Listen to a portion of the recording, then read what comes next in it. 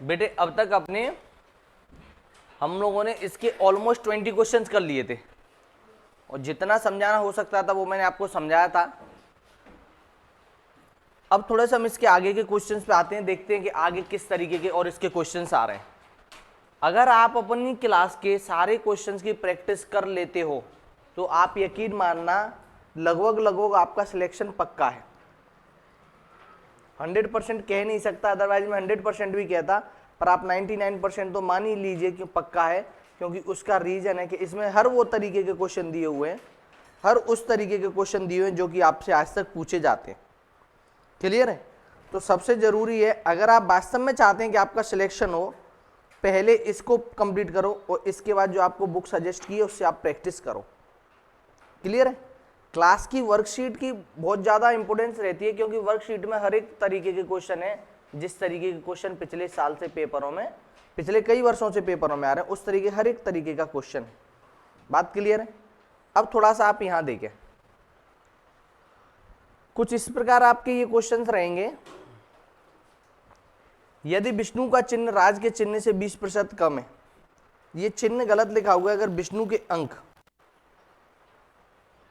यहां पे ये टाइपिंग मिस्टेक है, आप समझें इसको। यदि विष्णु के अंक राज के अंक से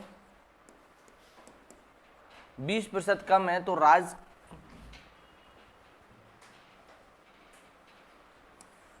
का अंक विष्णु के अंक से कितना।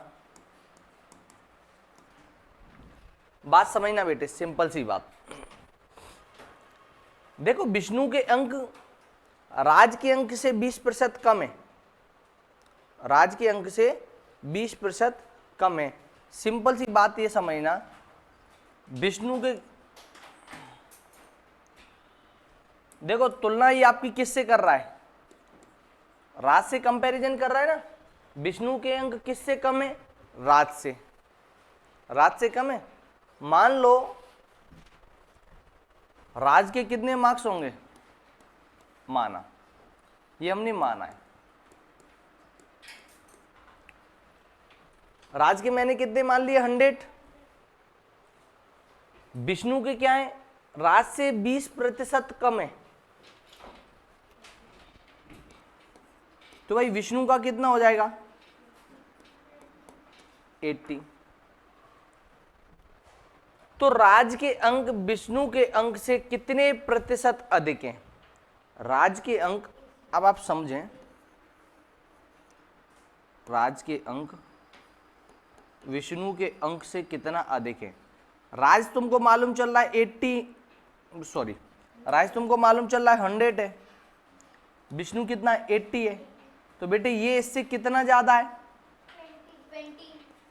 20 ज्यादा है। अब ये पूछ रहा है कितना प्रतिशत ज्यादा है। बात समझो, राज का अंक विष्णु के अंक से कितना प्रतिशत ज्यादा है, तो राज का अंक ज्यादा तो 20 है, 20 ज्यादा है। पूछ रहा है विष्णु से कितना ज्यादा है, तो विष्णु के कितने मार्क्स थे? 80। विष्णु के 80 मार्क्स थे ना, तो फिर कंपैरिजन विष्णु से करने को कह रहा है, इसलिए मैं यहां पे क्या लिखूंगा डिनोमिनेटर में? 80।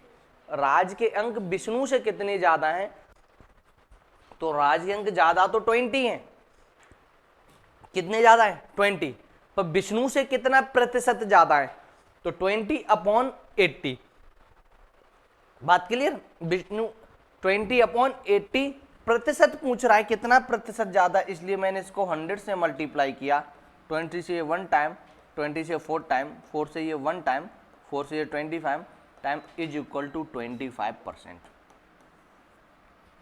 बात समझे? सिंपल सा उसका कहना था कि राज के अंक विष्णु से 20%, भाई क्या है, विष्णु के अंक राज से 20% कम है। राज को मैंने क्या मान लिया? 100। राज को क्या मान लिया मैंने? 100। विष्णु क्या होगा? 80। ये इससे कितना ज्यादा है? 20। पर फाइनली उसने पूछा है कि राज के अंक विष्णु से कितने % ज्यादा है, तो तुलना करने की वो विष्णु से कह रहा है, इसलिए डिनोमिनेटर में मैंने 80 लिखा है। अगर वो राज से तुलना करता तो डिनोमिनेटर में मैं 100 लिखता। इस तरीके से बेटे ये क्या हो गया आपका? 25%। बात क्लियर है? 25% एज इट इज। अब आपका answer number D which is 25% is your correct answer. Clear है बेटे? एक क्वेश्चन सेम टाइम पे एक क्वेश्चन करने के लिए मैं आपको देता हूं जो कि कुछ इस प्रकार होगा आपका।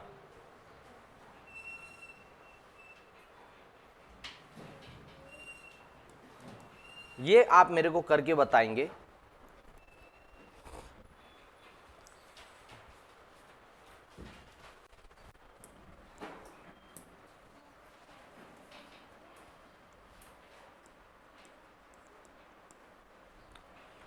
ये क्वेश्चन आपको करके बताना और आपके पास 3 मिनट का टाइम है बेटे।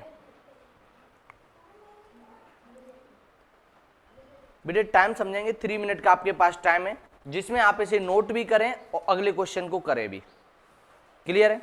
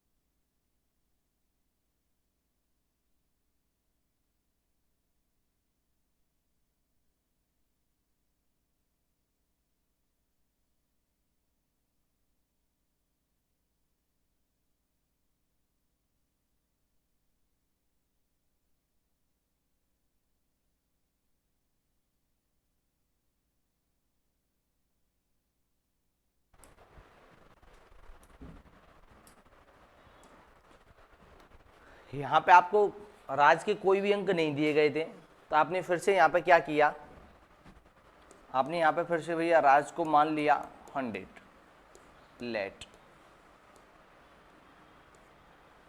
तो भाई अब विष्णु क्या होगा,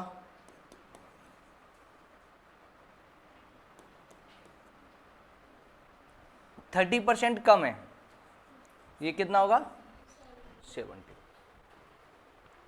30% कम है तो बेटे ये कितना हो जाएगा 70 कम हो जाएगा। तो ये पूछ रहा है कि राज विष्णु से कितना ज्यादा है, जिसके भाई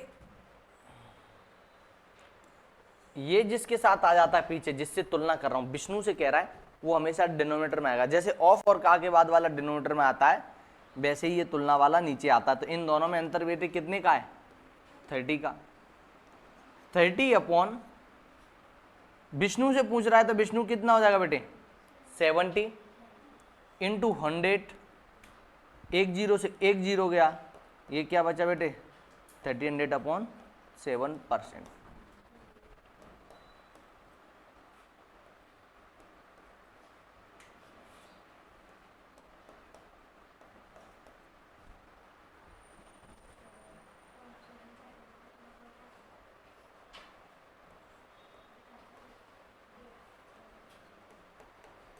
तीनों ही आंसर आपके हो सकते थे। बात क्लियर है बेटे, तीनों ही आंसर आपके हो सकते थे। इस क्वेश्चन में सिंपल सा देखो समझाने के आपके लिए ये कि कंपैरिजन किससे कर रहा है। ये 10% घटा रहा था, ये 80 कैसे आया, 20% कम है, तो 100 में से 20% कम किया तो कितना हो गया 80। और अगर यही ये 20% ज़्यादा होता, कैसा होता, 20% ज़्यादा होता, तो 100 में मैं 20 जोड़ देता तो ये कितना हो जाता 120 हो जाता। 100 में 20 ऐड कर देता तो क्या हो जाता ये 120। कोई दिक्कत तो नहीं, कहीं से कहीं तक कोई दिक्कत तो नहीं। चलिए बेटे अब थोड़ा सा हम आगे के लिए कंटिन्यू करते हैं,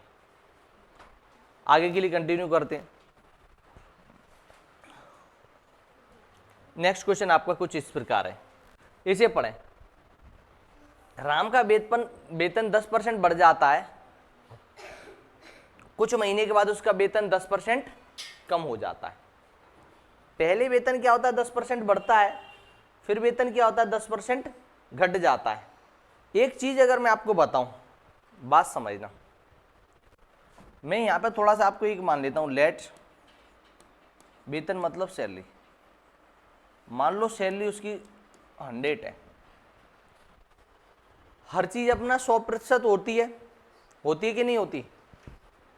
10% बढ़ा, जब पहले क्या हुआ उसका 10% बढ़ा, तो 100 अपना 100% तो था ही, 10% बढ़ गया मतलब ये कितना हो गया बेटे 110। 10% बढ़ा तो ये कितना हो गया 110, कोई दिक्कत तो नहीं। यही आपका 10% घटा,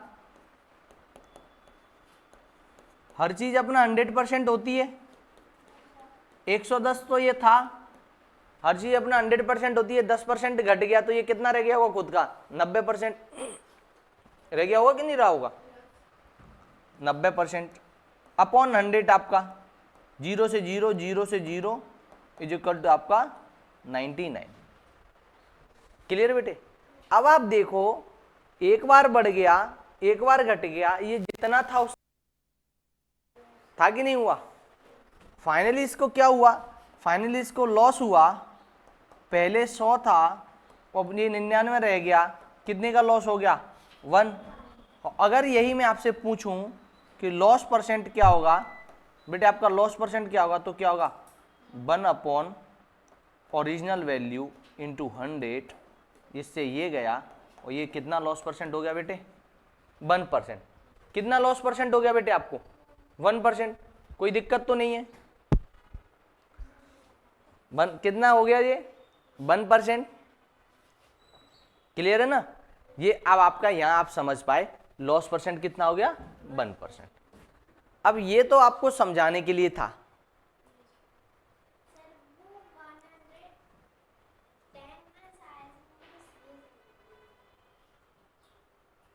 ये 1% लॉस हो गया। ओरिजिनल अमाउंट आपका 100 था, पैसा पहले आपका कितना इंक्रीज हो गया 10% बढ़ जाता है, तो 100 का 110% निकाला, क्योंकि हर चीज अपना 100% होती है, 10% बढ़ेगी तो कितनी हो जाएगी 110%। हर चीज अपना 100% होती है, 10% घटेगी तो कितना हो जाएगी 90%। बात क्लियर, 10% घटेगी तो कितना हो जाएगी 90%। बात क्लियर है, कहीं से कहीं तक कोई दिक्कत तो नहीं। अब जरा हम इसे देखते हैं।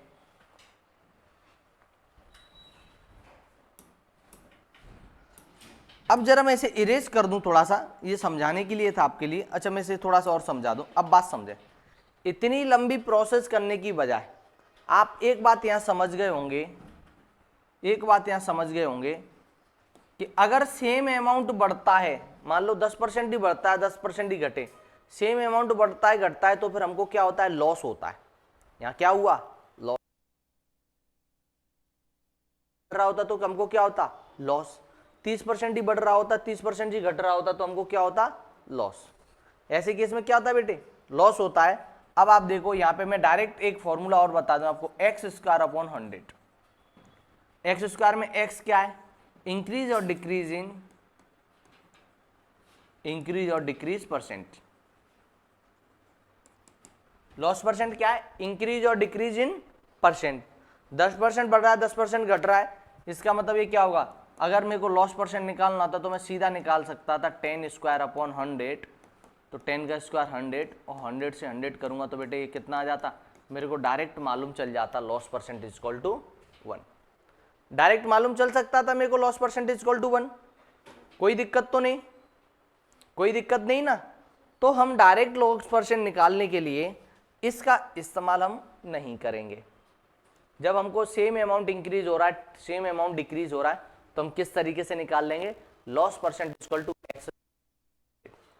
इतनी लंबी प्रोसेस करने पे भी 1% आया और इतू सा करने पे भी 1% आया, आया कि नहीं आया। अब भाई ये तो आपका एक रफ वर्क हो गया, ये जो है आपके लिए एक रफ वर्क वाला पार्ट है, हम सीधा वहां आ जाते हैं।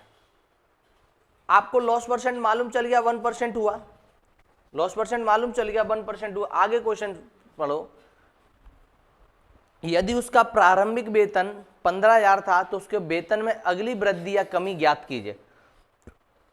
अगर उसका वेतन 15,000 था तो उसके में कितनी वृद्धि हुई, कितनी कमी हुई। तो भाई कमी कितनी हुई होगी, कमी हुई होगी जो टोटल वेतन था, इनिशियल सैलरी जो उसकी स्टार्टिंग सैलरी थी, इनिशियल सैलरी से इनिशियल सैलरी का 1% लॉस हुआ। इनिशियल सैलरी का कितना लॉस हुआ, 1%। इनिशियल सैलरी का 1%, 1% ऑफ इनिशियल सैलरी, शुरू की सैलरी उसकी शुरू में कितनी मिलती थी उसे, 15,000। 1% कम हुआ, परसेंट हटाऊंगा अपॉन 100, 2 जीरो से मेरे 2 जीरो गए, तो भैया यहाँ पे क्या बचा, 150 रुपीज़।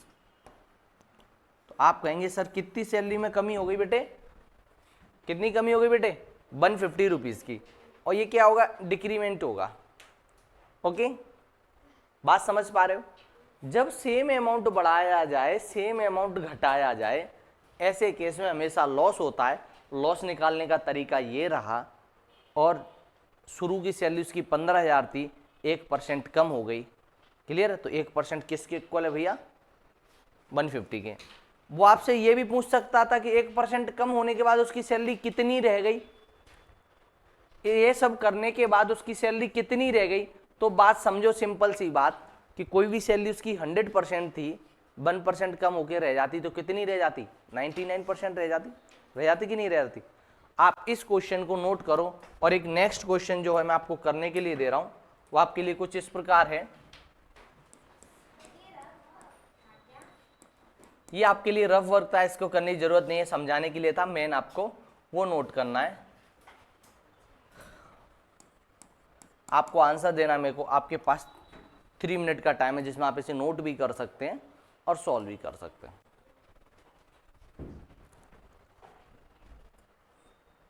क्लियर बेटे,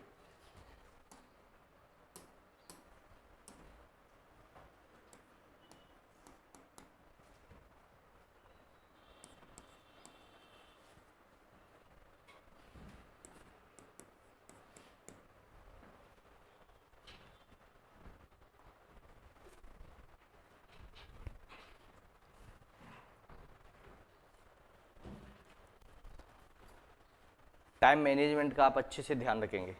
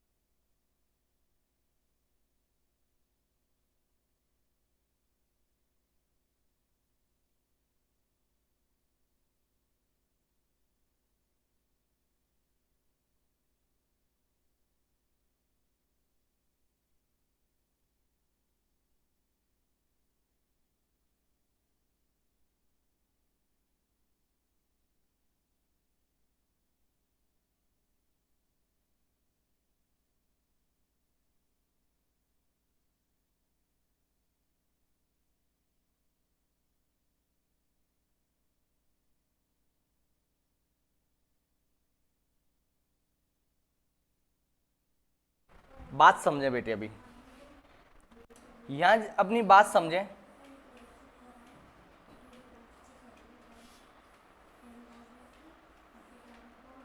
बेटे यहां सिंपल से आपका एक कंसेप्ट दिया हुआ है, लॉस परसेंट आपको निकालना है। पहले इंक्रीज हुआ फिर डिक्रीज हुआ, एक्स स्क्वायर अपॉन 100, 20 का स्क्वायर अपॉन 100, 400 अपॉन 100। तो आपको यहां से लॉस परसेंट मालूम चला, loss percent is equal to 400। उसने क्या बोला कि कितने रुपए का आपको लॉस हुआ, उसके वेतन में अगली वृद्धि या कमी ज्ञात कीजिए। जब भी ऐसा केस होगा सेम परसेंट बढ़ जाता है, सेम परसेंट घट जाता है। जब भी ऐसा केस होगा तो 100% आपको लॉस ही होगा। क्लियर है? अब लॉस क्या होना है भैया, इसकी कितनी कमी हुई, 15,000 10,000 रुपये उसकी सैलरी थी, 4% का लॉस हुआ है। तो भाई 4% का लॉस हुआ है तो 15,000 का 4% अपन हमने निकाला, 2 जीरो से 2 जीरो गए, कमी कितनी हो जाएगी बेटे, 400। बेटे इस तरीके के क्वेश्चंस रेगुलरली पूछे जाते हैं, रेगुलरली इस तरीके के क्वेश्चन पूछे जाते हैं। अगर आपने अच्छे से प्रैक्टिस नहीं की है तो आपको बहुत सारे प्रॉब्लम फेस करने पड़ेंगे। अब भी नेक्स्ट क्वेश्चन पे हम आते हैं। आउट ऑफ 2 दर्जन ग्लास 25% गॉट ब्रोकन। 2 दर्जन ग्लास थे भाई, बात समझना, 2 दर्जन में से 25% टूटे हैं, 25% मतलब 25% ब्रोकन। तो भाई रिमेन कितने हैं? हर चीज अपना 100% होती है, 100% में से 25% टूटे हैं, तो सिंपल सी बात है कि रिमेनिंग ग्लास आपके कितने हो जाएंगे बेटे, remaining glass is equal to 75%। Remaining glass बेटे कितने हो जाएंगे, 75%। अब बात थोड़ी सी आपको यहां समझनी चाहिए, रिमेनिंग ग्लास आपके 75% हुए, कितने गिलास बचे, टूटने से कितने गिलास बचे, यही बात है ना कि भैया टूटने से कितने गिलास बचे। जब कभी भी इस तरीके से पूछा जाए टोटल कितना है, टोटल 2 दर्जन है, 2 इंटू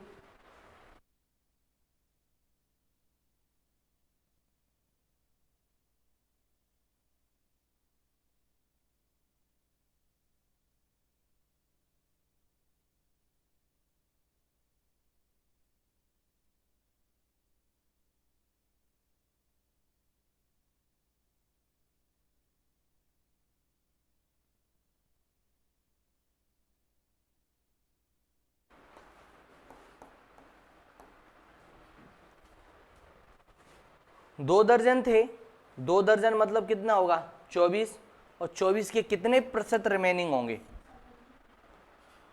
75% सही होंगे। तो सिंपल सा मतलब 24 इंटू 75 अपॉन 100, तो बेटे ये क्या हो जाएगा 3/4, 4 से 1 टाइम, 4 से 6 टाइम, 4 से कितने टाइम 6 टाइम, 6 इंटू 3 कितना हो जाएगा बेटे 18, 6 इंटू 3 कितना हो जाएगा बेटे 18, 18 हो जाएगा। तो रिमेनिंग क्लास कितने रहे बेटे 18 रहे, और आपसे रिमेनिंग की जगह अगर ब्रोकन पूछ लेता बेटे 25 से कट हुए हैं, ये चीजें अभी आपको थोड़ा सा सीख लेनी चाहिए अभी तक। अब यहां देखें 2 दर्जन की जगह ये कितना होता बेटे 3 दर्जन, और यहाँ पे 25% got broken, how many glasses were remain. तो how many glasses were remain की जगह how many glasses were broken कर देता हूं। क्लियर है? ठीक है।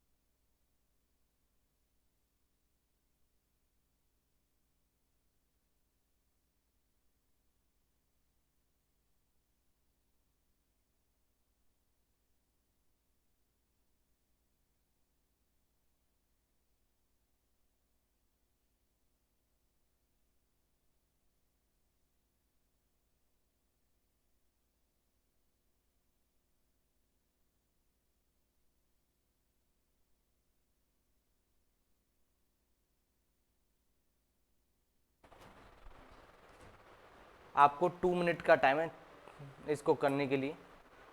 मैंने यहाँ पर रिमेनिंग पूछा था, अब मैंने आपसे होमवर्क में क्या पूछ लिया है, ब्रोकन पूछ लिया है। क्लियर है, कितने टूटे उनका प्रतिशत। एक क्वेश्चन एक क्वेश्चन है 3 दर्जन की जगह बेटे ये होंगे 5 दर्जन। Find remaining, find remaining, remained कितने बचे वो बताना, एज ए होमवर्क आपके लिए हो जाएगा। टाइम का ध्यान रखेंगे।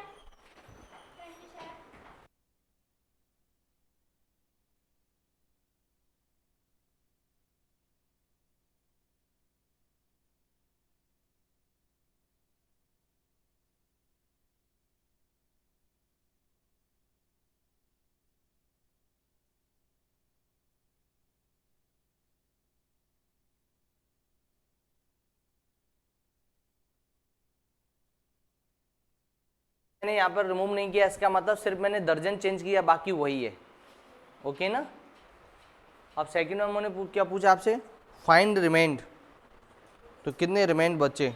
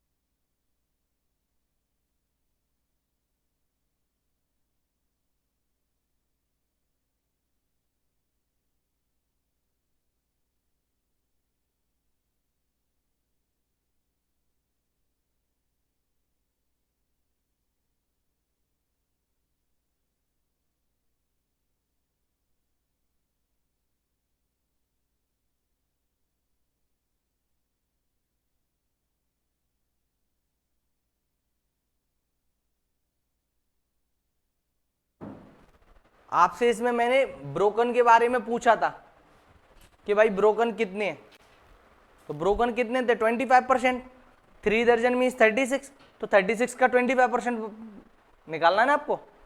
और आप अभी भी वो रिमेंड वाला निकाल रहे हैं, तो रिमेनिंग वाला तो नहीं निकालना था आपको, रिमेनिंग पूछा ही नहीं था।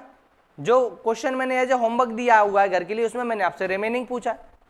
मैंने आपको बोला था कि अगर आपको थोड़ा सा भी घुमा दिया जाए तो आप लोगों को बस पागल हो जाओगे कि भाई क्या ही से क्या ही हो गया, क्योंकि तुम दिमाग का इस्तेमाल नहीं कर रहे। अभी भी तुम लग रहा है कि कोई भी छाप दो, जैसा कर रहे हैं सिर्फ डिजिट चेंज करके छाप दो।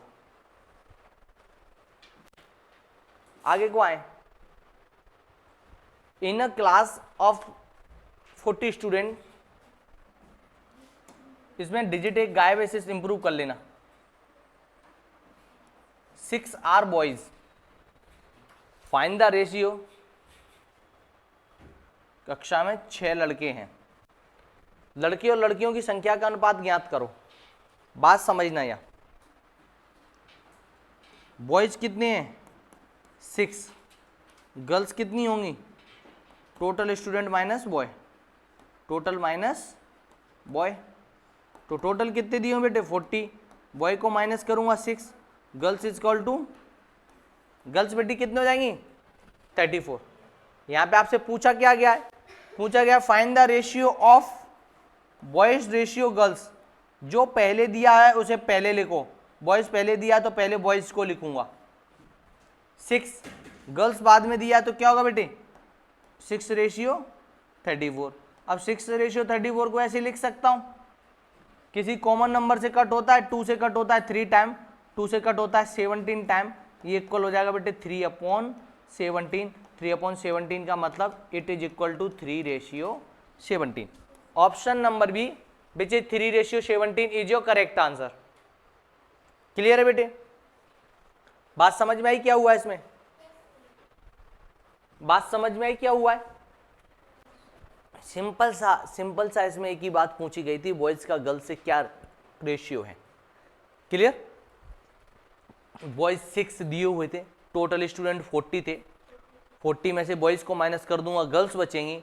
बॉयज और गर्ल्स का रेशियो पूछा था तो पहले बॉय बोला है उसने, तो पहले बॉय का वैल्यू लिखा, गर्ल्स बाद में बोला है तो गर्ल्स का वैल्यू बाद में लिखा है।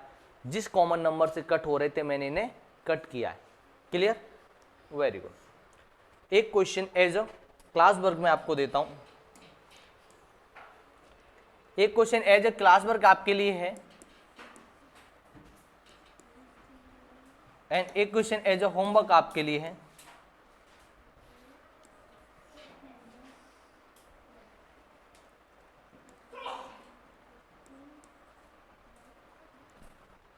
आपके पास 3 मिनट का टाइम है,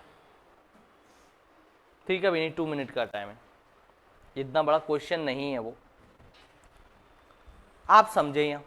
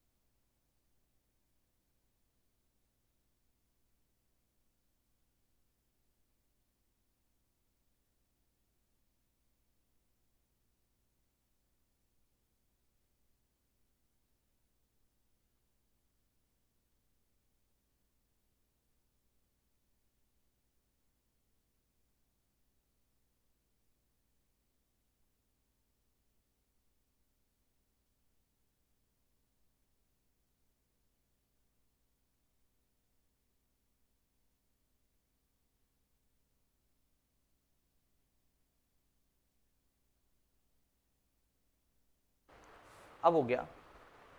बॉयज कितना था बेटे 10, गर्ल्स कितनी आ गई 40। बॉयज टू गर्ल्स रेशियो क्या हो जाएगा 10/40। 0 से 0 कट हो गया, 1/4 आपका किसके इक्वल हो जाएगा 1:4 के इक्वल हो जाएगा। बात क्लियर है? कोई दिक्कत तो नहीं? जब आप अपना इसको सही से करोगे तब आपको समझ में आएगा कि भाई कहां से क्या तक क्या है। अब कुछ बेवकूफ ऐसा भी करते 10 को 2 से कट कर दो, 40 को 2 से कट कर दो, 10 को 5 से कट कर दो, 40 को 5 से कट कर दो। इतनी मुसीबतें क्यों मोल लेना जब 0 से 0 हो सकता है। क्लियर है ना? क्यों अपनी कैलकुलेशन को बढ़ा रहे हो? गलत नहीं है, गलत वो भी सही है, तरीका वो भी सही है, पर कैलकुलेशन तो बढ़ेगी। नेक्स्ट क्वेश्चन पे आते हैं बेटे हम।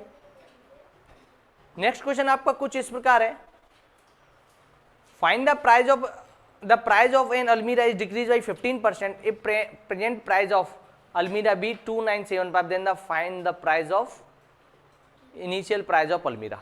देखो भैया बात समझो सिंपल सी बेटे, एक बात समझना सिंपल सी, हर चीज अपना 100% होती है, सब कुछ अपना 100% होता है। अगर मैं आपसे कहूं कि उस 100% में से 10 कम कर दिया तो कितना रह जाएगा 90%। अगर मैं कहूँ कि उसमें 20 ऐड कर दिया 20%, तो कितना हो जाएगा? 120 हो जाएगा। 20 ऐड करूँगा तो 120 हो जाएगा। ऐसे ही एक अलमीरा की कोई इनिशियल प्राइस थी, बात समझो, एक अलमीरा की कुछ भी इनिशियल प्राइस थी, मान लिया मैंने उसकी इनिशियल प्राइस कुछ भी थी, इनिशियल मतलब प्रारंभिक, शुरू में उसकी प्राइस, शुरू में मान लो उसकी कुछ भी प्राइस थी, एक्स रुपीज प्राइस थी उसकी। अब क्या होता है कि उसकी अलमीरा की कीमत 15% कम हो गई, 15% कम हो गई। तो भैया 15% कम, 15% कम होने पर, 15% कम होने पे तो x तो थी, पहले क्या थी? x। 15% कम होगी तो कितना हो जाएगा? 15x अपॉन 100 कम हो जाएगी। 15x अपॉन 100 कम हो जाएगी। 15% कम होगी तो क्या होगी? 15% ऑफ x। तो ये क्या हो जाएगा बेटे? 15x upon 100। इसको मैं कैलकुलेशन सॉल्व करूंगा तो बेटे आएगा 85x अपॉन 100। अब यहां बात समझो, कम होने के बाद यदि अलमारी की वर्तमान कीमत कम हो गई, उसके बाद कीमत कितनी दी हुई है? 2975 कम होने के बाद। इसका मतलब 85x अपॉन 100 किसके इक्वल है? 2975। 85 अपॉन 100x किसके इक्वल है? 2975। यहां से अगर मैं इसकी वैल्यू निकालूं 2975 अपॉन 85 इंटू 100 इंटू 100, तो बेटे, हाँ बेटे, 100 में से 50 माइनस हुआ बेटे। एलसीएम लेके जब आप करेंगे, फ्रैक्शन वाले आपको सिखाए हुए अभी तक।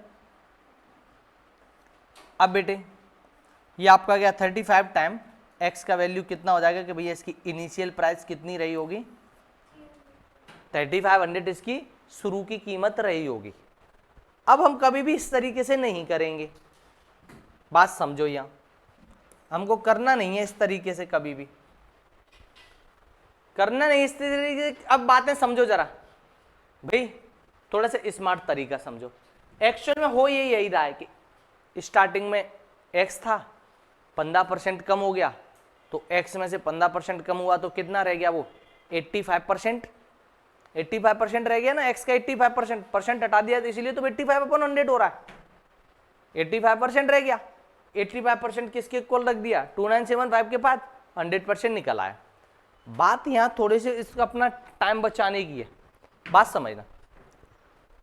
शुरू की प्राइस उसकी कुछ भी रही होगी, 85% कम हो गया, 85%, 15% कम हो गया, 15% कम हो गया तो क्या रह गया बेटे? 15% कम हो गया तो क्या रह गया? 85%। कम होने के बाद उसकी प्राइस कितनी रह गई? 2975। कम होने के बाद उसकी प्राइस कितनी हो गई? 2975। इसका मतलब कि 85% किसके इक्वल है? 85% इक्वल है 2975 के। बात क्लियर? कम होने के बाद ही तो हुआ है 2975, तो 50% कम हुआ और ये किसके इक्वल है बेटे? 2975। अगर यहां से मैं 1% निकालता हूं, 1% इक्वल होगा 2975 अपॉन 85। 1% का वैल्यू निकालूं तो इधर का 85 यहां गया। कोई भी चीज अपना कितना परसेंट होती है? 100%। कोई भी चीज अपना कितना होती है? 100%। तो जब मैं इसका 100% निकालूंगा तो ये क्या हो जाएगा? 2975 अपॉन 85 इंटू 100। जब मैं इसे 100 से मल्टीप्लाई करूंगा तो बेटे 100% आपको मिल जाएगा। 100% इज इक्वल टू 3500। डिस्काउंट से पहले उसकी कीमत क्या रही होगी? 3500। बात क्लियर है? यहां पे कैलकुलेशन थोड़ी सी ज्यादा थी, यहां पे कैलकुलेशन को थोड़ा सा हमने और कम कर लिया। बात क्लियर? एक क्वेश्चन हम आपको करने के लिए दे रहे हैं, वो कि कुछ इस प्रकार है कि मान लीजिए उसकी प्राइस में 20% इंक्रीज हो जाता है, 20% इंक्रीज हो जाता है, तो अलमारी की अगर वर्तमान कीमत अलमारी की अगर वर्तमान कीमत 7200 रुपये है तो इसकी प्रारंभिक कीमत क्या होगी। क्लियर है बेटे।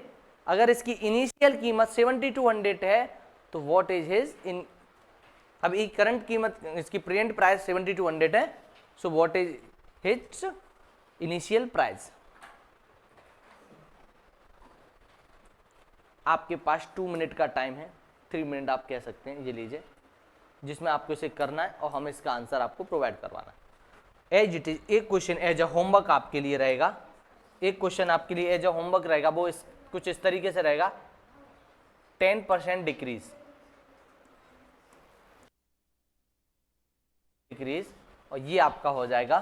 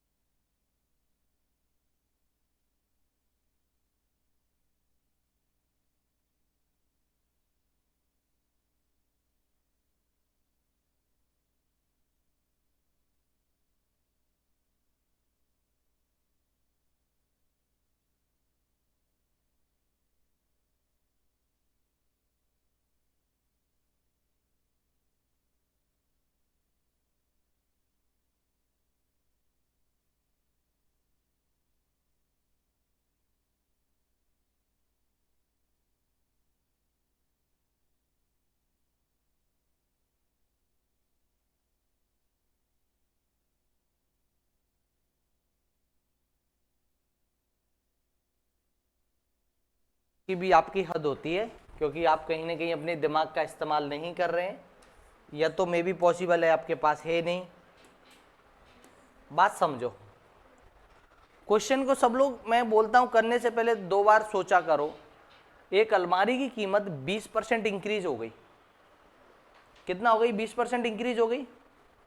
हर चीज अपना कितना परसेंट होती है, 100%। 20% इंक्रीज हो गई तो बेटे ये कितना हो जाएगा, 120%।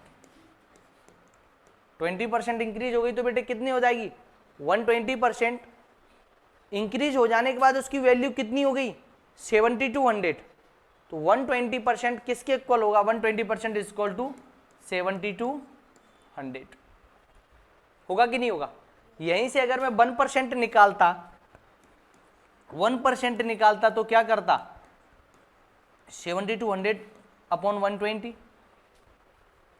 1% निकालता तो क्या होता, 7200 अपॉन 120, और मेरे को 100% निकालना था, तो 100 के लिए मैंने क्या किया बेटे, इसमें 100 से मल्टीप्लाई किया, एक जीरो से एक जीरो गया, 12 बन जा, 12 से 60 टाइम 100% कितना हो जाएगा बेटे, 6000। 6000 होगा। आपने अभी भी क्वेश्चन को रीड नहीं किया कि ये इंक्रीज हो रहा है या ये डिक्रीज हो रहा है। क्लियर। मैं आपसे कहता हूं कि एग्जामिनर छोटे छोटे चेंजेस करेगा और आपका आंसर बिल्कुल गलत हो जाएगा। बात क्लियर है? उस प्रोसेस की बजाय आप इस तरीके से, इसमें से भी मैंने एक बीच वाला 1% गायब कर दिया, क्योंकि डायरेक्ट 1% क्या अपॉन में ले आना है। क्लियर है कि नहीं है? अब बेटे हम जाते हैं नेक्स्ट क्वेश्चन पे। डिक्रीज में आता तो 9000 आता। हाँ वो तो हमको मालूम है। अब जरा यहां देखें, ये क्वेश्चन बहुत अच्छा क्वेश्चन है और पूछा भी जाता है भैया। लास्ट टाइम पे ये सैनिक स्कूल के एग्जाम में भी पूछा गया था। अब जरा ये देखेंगे बेटे, in the exam Akhil got 40 marks out of 70 in chemistry. देखो भैया केमिस्ट्री में अखिल ने कितने मार्क्स लिए? कितने? 40 आउट ऑफ कितना? 70। परसेंट निकालूंगा, 100 से मल्टीप्लाई करूंगा, 0 से 0 गया तो बेटे ये क्या हो जाएगा? 400/7। जब 400/7 को जब परसेंट में बदलोगे 57.4%। यही बात की जाए इसके फिजिक्स के नंबर की कि भाई इसने फिजिक्स में कितने नंबर? बेटे इसने फिजिक्स में 45 नंबर इसको मिले। फिजिक्स में कितने मिले? 45 आउट ऑफ 75। जो टोटल होता है मैक्सिमम मार्क होता है वो कहाँ रहता है? डिनोमिनेटर में। मैक्सिमम मार्क कितना कहाँ रहता है? डिनोमिनेटर में। 45 आउट ऑफ 75, जब मैंने इसे कट किया 25 से 3 टाइम, 25 से 4 टाइम, 3 से 1 टाइम, 3 से 15 time, 15 into 4 is equal to 60%। As it is physics के बाद आपका क्या आता है? मैथ्स आता है। जब बात आती है मैथ्स की तब आप देखते हैं इसने स्कोर किया 50 आउट ऑफ 80 इंटू 100। अब आप देखते हैं 0 से 0 गया, 4 से ये 2 टाइम, 4 से ये 25 टाइम, ये क्या हो जाएगा आपका 125/2। 125/2 जब आप देखेंगे ये क्या हो जाएगा? 62.5%। तीनों परसेंट आ गए। इसने भाई आपसे सिंपल सा पूछा है किस विषय में सर्वोत्तम अंक प्राप्त किए, इन विच सब्जेक्ट ही स्कोर हाईएस्ट। भाई किस में इसका परसेंटेज ज्यादा था? मैथ्स में ज्यादा था। Here you can say that option number C which is math is your correct answer. बात क्लियर है? परसेंटेज आपको निकालना था। क्लियर है? अब थोड़ा सा मैं आपको कुछ क्वेश्चन करने के लिए देता हूं। एक क्वेश्चन जो कि आपके लिए बहुत जरूरी आपको करना चाहिए कम से कम। जब तक आप ऐसे क्वेश्चन की प्रैक्टिस नहीं करेंगे तब तक आपका कुछ भी सही नहीं होगा। एक क्वेश्चन आपको ये दिया जाता है, दूसरा क्वेश्चन आपके लिए ये है, तीसरा क्वेश्चन आपके लिए कुछ इस तरीके से है।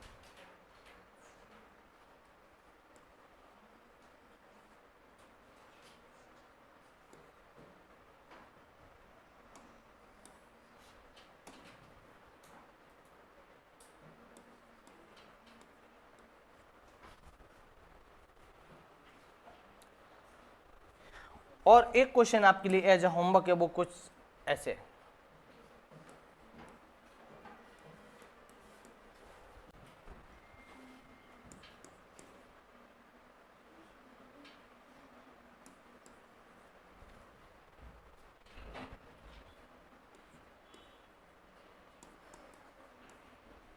आपके पास बेटे 3 मिनट का टाइम है आपको इसे करने के लिए।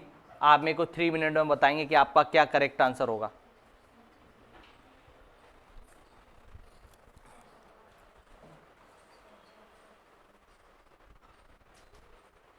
बेटे आज के लिए आपके लिए इतना ही काफी रहेगा। ठीक है बेटे, थैंक यू।